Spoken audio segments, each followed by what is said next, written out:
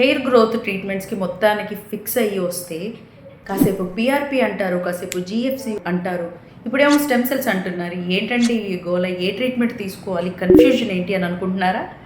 Too many options ఉన్నప్పుడు confusion తప్పదు కదా. I will make it easier for you.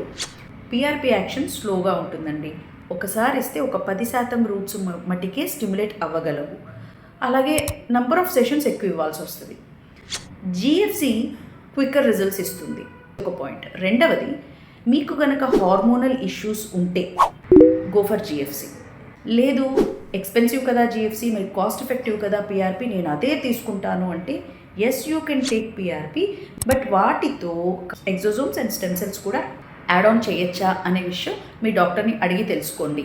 PRP కూడా మంచి రిజల్ట్స్ ఇస్తుంది, కాస్త స్లోవర్ రిజల్ట్సే కానీ పకడ్బందీగా రిజల్ట్స్ ఉంటాయి. ఎక్సోజోమ్ థెరపీ లేదా స్టెమ్ సెల్ థెరపీ అసోసియేట్ చేసినప్పుడు రిజల్ట్స్ బాగుంటాయి.